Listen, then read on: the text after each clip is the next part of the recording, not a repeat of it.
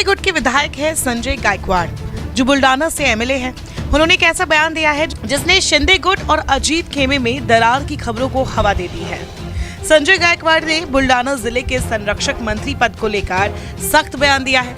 गायकवाड़ ने साफ कहा है कि वो और उनके समर्थक किसी भी सूरत में एनसीपी के अजित पवार गुट के नेता को जिले का संरक्षक मंत्री नहीं बनने देंगे।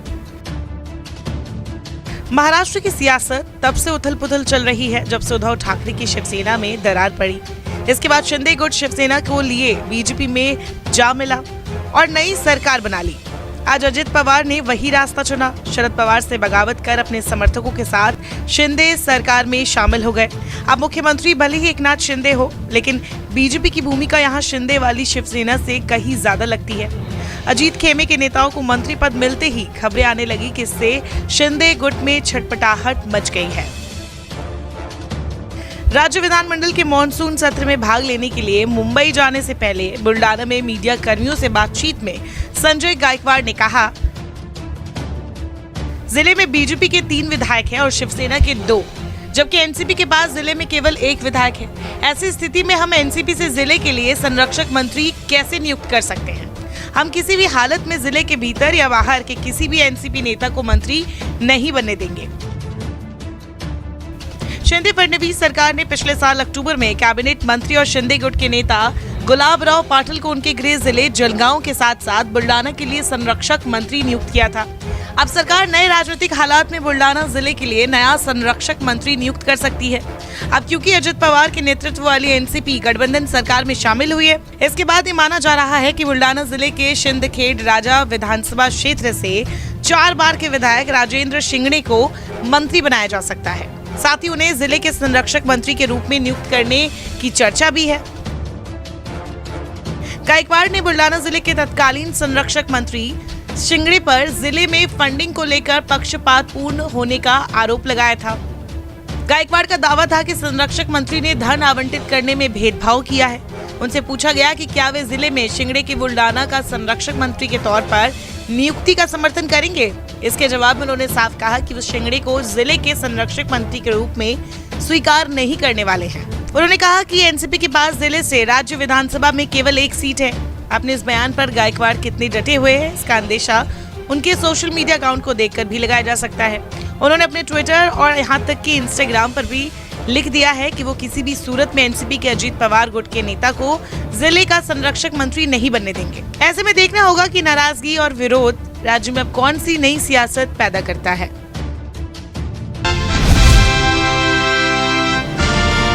सुप्रीम कोर्ट के वरिष्ठ वकील दुष्यंत दवे ने एक इंटरव्यू में मोदी सरकार से लेकर न्यायपालिका तक को सुना दिया है। नेताओं के सवाल पर उन्होंने कहा कि हमारे देश में ये दुख की बात है कि कानून व्यवस्था इतनी कमजोर है कि जो केसेस नेताओं के खिलाफ हैं हमें जल्दी से जल्दी निपटाने चाहिए। उसका फायदा लेकर नेता सत्ता में बने बैठे हैं। ये देश के लिए एक अच्छी बात नहीं है।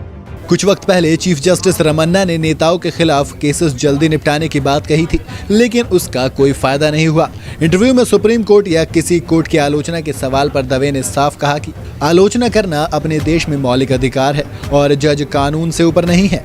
जजों के फैसले की आलोचना जरूर हो सकती है, लेकिन उन्हें निजी तौर पर क्रिटिसाइज नहीं कर सकते हैं। आप सत्य बोल रहे हैं तो कंटेम्प्ट नहीं हो सकता है।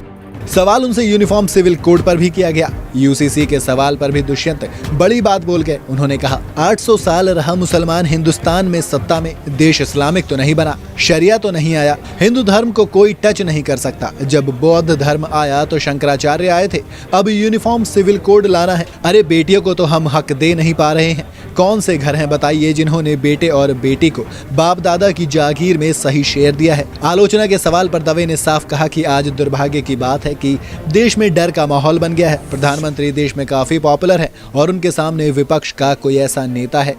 उन्होंने आगे कहा, मैं मित्रों से कहता हूं कि पीएम और भाजपा को जरूर बधाई देना चाहता हूं कि उन्होंने लोगों से हिम्मत ले ली है, छीन ली है।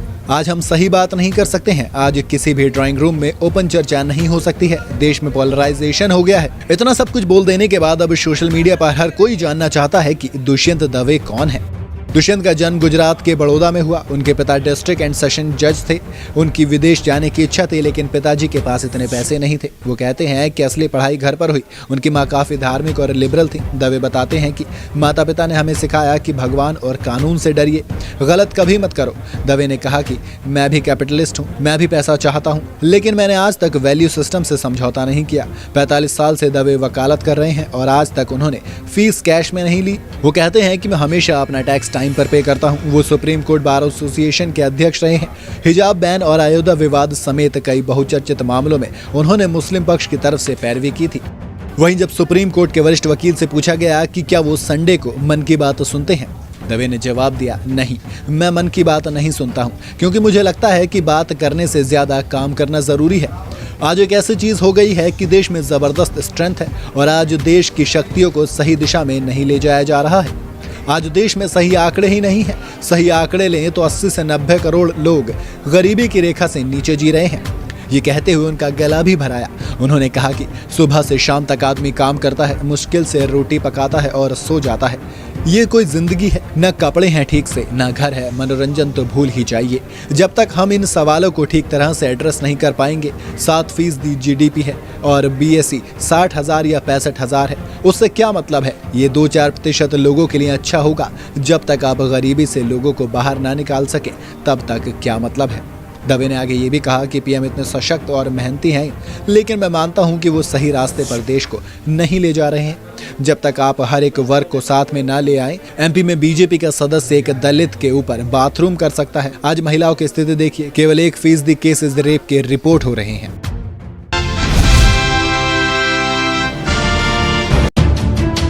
2024 के लोकसभा चुनाव की तैयारी के लिए बेंगलुरु में विपक्षी दलों की मीटिंग हो रही है। इससे पहले से लेकर सी वोटर ने त्वरित सर्वे भी कर लिया है। इस सर्वे में सवाल किया गया था कि क्या विपक्षी दलों को जोड़ने के लिए सोनिया गांधी की सक्रियता से विपक्ष को मजबूती मिलेगी। इस सवाल के बेहद हैरान करने वाले जवाब मिले।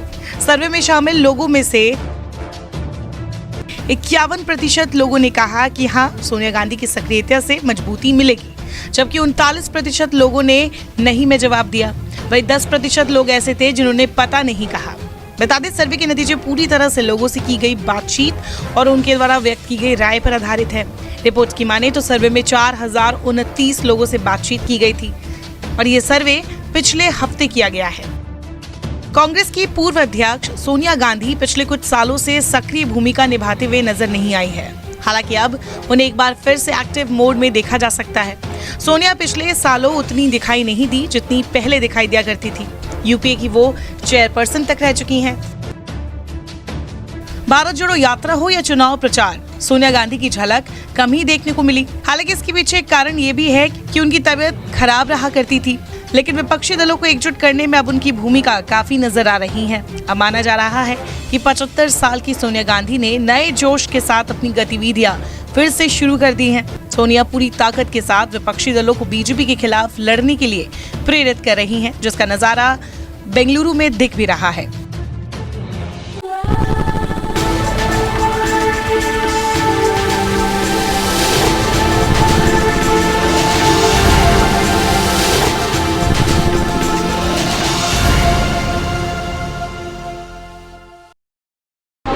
सचिन से शादी करना चाहती हूँ। मुझे यहाँ रहना है, मुझे वापस नहीं जाना। मैं यहीं रहना चाहती हूँ, मैं वापस नहीं जाना चाहती हूँ। वो ड्रामा कर रहे हैं, वो मुझे वापस लाने के लिए कोशिश कर रहे हैं सर। ऐसा कुछ भी नहीं, मैं नहीं जाऊँगी, नहीं जाऊँगी, यहाँ मरूंगी, यहीं जीऊँगी सर। अपने प्यार के लिए पाकिस्तान से भारत आई सीमा हैदर को आपने कई बार सुना होगा, जहां वो भारत में और अपने साथी सचिन के साथ रहने की गुहार लगाती दिखती हैं। पाकिस्तान में रहना चाहती हैं भारत में? भारत में। भारत में किसके साथ रहना चाहती हैं? सचिन के साथ। मैं इनकी पत्नी हूँ। बाकी कोर्ट की शादी रहती है, हम 1-2 दिनों में कर लेंगे और मैं यहीं रहना चाहती हूँ, मैं वापस नहीं जाना चाहती हूँ। आपके पति जो है वो उनको कह दें कि वो अपनी पहली बीवी और पहले बच्चे पाल लें। हमारी ज़रूरत ना उनको पहले थी, ना हमें उनकी अब ज़रूरत है। वो अपनी पहली बीवी बच्चों के साथ खुश रहे। सरकार से क्या अपील करना चाहती हैं? यही अपील है कि मैं वापस नहीं जाना चाहती, मैं यहाँ रहना चाहती हूँ। यहाँ की मुझे नागरिकता मिल जाए, मेरे बच्चों के साथ मतलब जैसे रखेंगे, जहाँ रखेंगे। अगर कानून यहाँ का मतलब कोई डाउट है उनको, तो मुझे कहीं भी रखेंगे, जैसे रखेंगे मैं रह लूँगी, पर मेरा पति मेरे बच्चे साथ हो। लेकिन अब सीमा हैदर की मुसीबतें बढ़ती जा रही हैं। केंद्रीय खुफिया एजेंसियों ने उत्तर प्रदेश पुलिस से सीमा हैदर पर रिपोर्ट मांगी है। सीमा हैदर पाकिस्तान के कराची से नेपाल होते हुए नोएडा पहुंची थी। एक वरिष्ठ अधिकारी ने बताया कि एजेंसियां सीमा हैदर के बारे में सतर्क हो गई हैं। उन्होंने बताया कि एजेंसियों ने एसएसबी और यूपी पुलिस से विस्तृत रिपोर्ट मांगी है ताकि ये पता लगाया जा सके कि वह बॉर्डर पर पुलिस कर्मियों द्वारा वेरिफिकेशन किए बिना सीमा पार करने में कैसे कामयाब रही। साथ ही यूपी पुलिस से भी रिपोर्ट मांगी है क्योंकि वो यूपी बॉर्डर से भारत में दाखिल हुई थी और अपने साथी के साथ रुकी थी। सीमा हैदर के भारत में आने के बाद इतने चर्चे थे कि उसे देखने के लिए दूर दराज से लोग आ रहे थे। यहाँ हम लोग जो देखने आए थे सीमा हैदर को, ये पाकिस्तान से आई हुई है, तो हम यही बच्चे हैं हमारे और ये बोले कि चलो देखने चल रहे हैं, तो अलीगढ़ से आए हम लोग। अब केंद्रीय खुफिया एजेंसी सीमा हैदर को लेकर सतर्क हो गई है।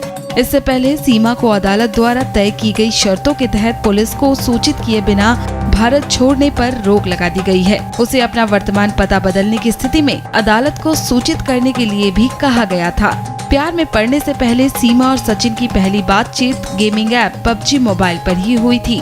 बाद में वो अपने 4 बच्चों के साथ नेपाल के रास्ते अवैध रूप से भारत में दाखिल हुई और ग्रेटर नोएडा पहुंची, जहां सचिन रहता था।